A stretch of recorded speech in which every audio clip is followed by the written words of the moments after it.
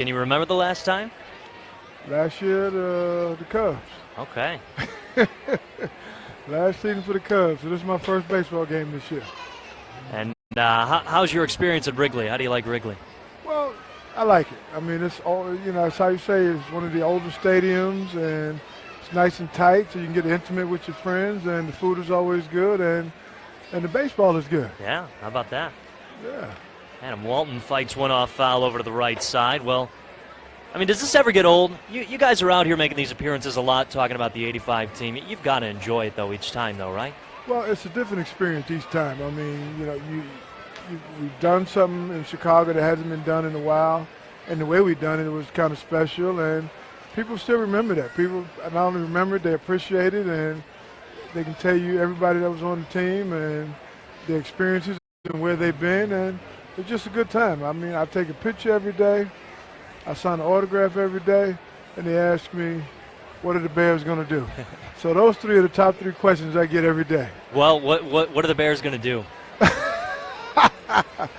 I think they'll do okay. I mean, I'm not real, how we say, fond of how they handle the draft, but defensively they made some improvements. The secondary needs to make even more improvements. Offensively, we're not going to be with Cutler, so they can't blame Cutler. So we'll see what happens. I mean, it was kind of slim pickings last year. How about it? Pop foul out off the bat of Adam Walton. There's a runner on and Manny Jefferson. We're tied at 1 in the bottom of the 5th inning. Otis Wilson joined with us here in the Kane County radio booth as the Cougars try to take game 1 of this 3-game set against the Wisconsin Timber Rattlers. Well, I mean, when you're on the field, winning that Super Bowl in 1986, putting Mike Ditka on your guys' shoulders and having one heck of a celebration in the city of Chicago. Did you think down the line you'd be here at minor league ballparks and making all these different appearances and still remembering that day? Well, let me just say this. I've been at bar mitzvahs. I've been at baseball games. Wow. I've been everywhere and everything. And it really doesn't get old because, I mean, it's a strong part of my life. And people appreciate the 85 Bears. And it's just cool to be out. I mean, I kind of use it for networking. I mean, I run a non-for-profit. It's a fitness program for kids. After-school program, so I'm always meeting somebody new, and I'm always in a new environment, so it's just been enriching. You want to plug it? You got a website for that? Yeah, the OtisWilsonFoundation.org, and go on there, and we got a golf outing coming up July 25th, which is a Tuesday, and come on out and support. Probably get to see a lot of your former teammates that you probably wouldn't get the chance to see so often, right? Well, yes. I mean, because I do this a lot. Yeah. And so I get to see different guys like Hampton tonight and Steve McMichaels the other day and Jim Morrissey,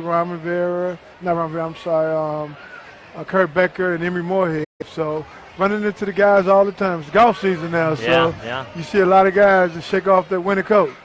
What's the best Hampton story you got with them here? Well, we have a band called Chicago 6. Yeah. So Hampton is the bass player, and we got, listening to Ham sing, you want to hear him play. But we have fun. It's me, him, McMichaels, and we carrying it on. And it's always interesting when you get with the guys. There's a pop-up into shallow left field. Out goes the shortstop, Gilbert Lara. He'll make the two-handed squeeze to retire B.J. Lopez. We're tied at 1 in the bottom of the 5th inning. A runner on with 2 outs as the leadoff man, Ben DeLuzio, comes up to the plate, joined by former Bears linebacker Otis Wilson. Well, I'm sure you have seen Mike Ditka impersonation after Mike Ditka impersonation. How did our MC do today? Did you see him at all? He wasn't tough enough. We got to send him to tough up. We got to toughen him boot camp. We got to send him to boot camp. If you listen to Mike gets his point across. He was giving a little pump-up speech to the guy the kid throwing the football through the tires. Yeah, he did, but there wasn't no aggression in there. I guess it's the new football of today. Yeah. Old school.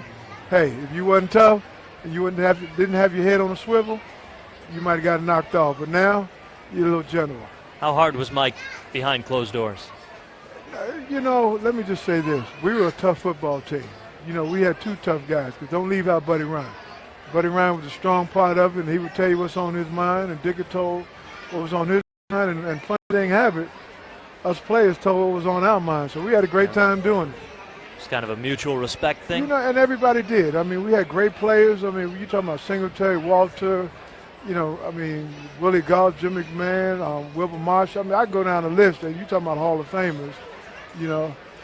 It ain't much you have to say to guys like that. You more or less have to keep them off the field trouble. But we had a great time, and only wish Buddy would have stayed a couple more years. We could have done it 3 years in a row to kind of convince everybody that we were the best in NFL history.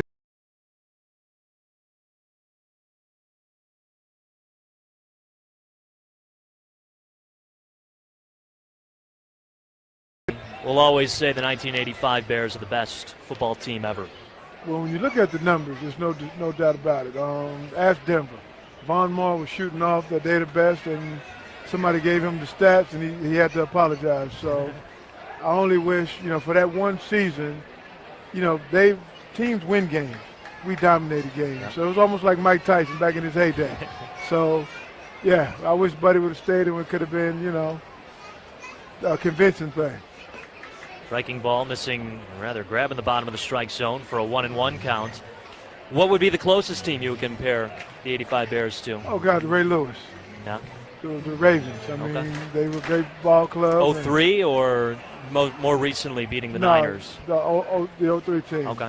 You know, when they won the championship, their defense was right on point. The numbers came very, very, very close. Line drive sucked into left center field. Rounding third, Jefferson. Here's the throw home. It's not in time. Up to second base goes DeLuzio. He's got an RBI single. Up to the throw, he advances to second base. Cougars take a 2-1 lead here in the bottom of the fifth. Nice. You got a nice seat here. Yeah, no, it's great. Right behind Oak Lake, best seat in the house. Exactly. You got a baseball background at all? No, I don't. I'm just football and basketball. Coming out of Brooklyn, New York, I watched Willie Randolph when he was coming up. Well, he was to school with my older brother, so he was like kind of our baseball guy in the neighborhood. I was a football guy. World B. Free was a basketball guy, so we had to cover these bases. Was there a hockey guy in there? Not in Brooklyn. Not in Brooklyn? Okay. Not in Brooklyn. Joined by Otis Wilson here on the air as Anthony Greer stands in. Cougars have taken a 2-1 lead here in the fifth. First pitch from Victor Diaz misses upstairs, 1-0. Well, yesterday we had Hawk Harrelson in the booth, and he told us that yesterday's or the Hall of Famers of baseball back in the day would be Hall of Famers in today's game. Can you say that that's the same in terms of football? Oh, well, no doubt about it, because the love we put into the game, the only difference would be we probably get fined more because we play a little more violent than they played. So it would be hard for me to get to Brady and just lay him down. I would take his head off.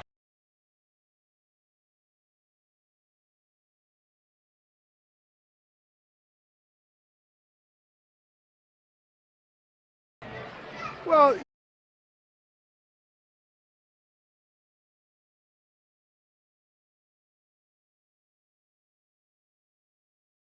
you know, it's a different time. Okay. I mean, football is different. I mean, the money's different, obviously, and the rules are different, and especially on what we can do and what we can do. You know, it makes a defensive player kind of tough. So it is what it is. I mean, I do like some of these guys. They play well. They go out there and play. I call them throwbacks, you know, but it's only a few of them. Foul ball in the air near the Wisconsin dugout. That one's going to sail just a row behind the dugout. A 2-1 count to Anthony Greer with the Cougars leading 2-1 here in the bottom of the fifth, joined by Otis Wilson here on 1985 Chicago Bears Super Bowl day. And how about all the orange and navy blue out today? Well, I'll tell you, the fans are great. It's always good to mingle with them, and they still remember your name, and they come up with all these stories. It's just amazing, you know. And then the little kids, you know, watching moms or dad or a friend or uncle tell them, you know, how good we were, and see the expression on their faces like, really? You know, so it's just cool. It's always great to be out. 2-1 to Greer, misses upstairs, now 3 balls and 1 strike. Well, from that year, other than raising the trophy and watching the final seconds tick off, what's your favorite memory? Wow, favorite memory.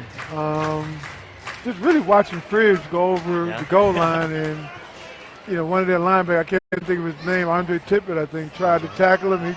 He knocked him about 4 rows up, and that was unbelievable. It was a good time, and defensively, I mean, you couldn't ask for better. And offensively, things were kind of clicking, and that whole playoff scenario, from the Giants to the Rams to to the last tick on that clock, was just amazing.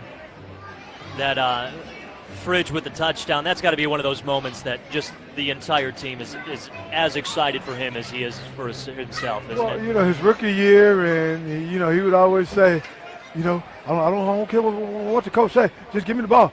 I just want to score. I don't care. I'm just happy to be here. Joined by Otis Wilson here in the bottom of the fifth inning. Cougars working with a 2-1 lead over the Wisconsin Timber Rattlers. Bit of a delay here right now. Not sure what Victor Diaz is going through. Actually, it looks like first base coach handing some equipment over. Well, this is the Brewers single A affiliate, obviously up there in Packer country. Can you just kind of elaborate on that Bears-Packer rivalry? Well, number one, let's say this. It's not a rivalry anymore. Yeah.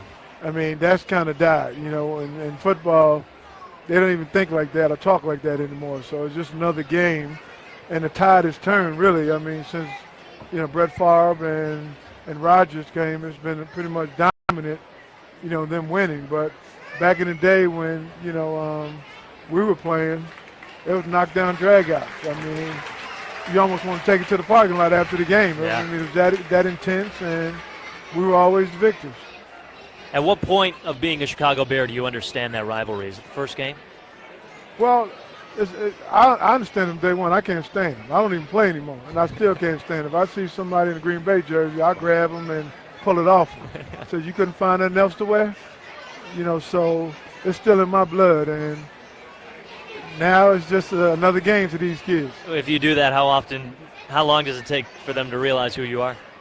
Oh, they understand real quick, because I tell them. Anthony Greer shoots one high, but way foul over to the left side. Home plate umpire will take a look at it just to make sure. And it's a 3-2 count. Well, you're enjoying yourself today? You like our ballpark? Well, this is great. I mean, this is, how we say, this is pretty good. Yeah. I mean, to have, what do you call it, single A? Yep, you got it. And, have these kids with an opportunity to advance. I mean, that's what you want. I mean, because they work hard, and you got a nice day, and to get, how many this thing hold, about 15, 16,000 people? Around that, yeah, maybe a little less. Get them out here like this, and because a lot of teams can't go down there and spend that money to go see the Cubs. Yeah. It's the closest they can get, and come out, take the family out, and still don't break the budget. And meet you. Exactly, yeah. And hopefully I'll be back. Like Arnold say, I'll be back. I'll be back. Well, you're welcome anytime, any day. Well, I appreciate that. So, hey, I'm going to give this gentleman his seat. I got him standing up, and I'm going to let him have these headphones. You guys enjoy. I enjoyed it, and hopefully these Cougars will do it tonight. All right. Otis Wilson, thank you very much. Go Bears. Roof, roof. Go Bears. Go Bears. All right. 2-1 Cougars lead here in the bottom of the fifth inning. Anthony Greer with a full count, 2 outs, and Ben DeLuzio. Thanks a lot, man. DeLuzio at second base as Victor Diaz stands in. Right-hander working off the first base side of the slab. A glance at second the pitch. Greer takes it. Strike 3 call just over the outside corner. Didn't love it. Thought it would be ball 4. Instead, it ends the inning. But the Cougars take the lead. A 2-1 advantage. Sam Lewis in line for the win.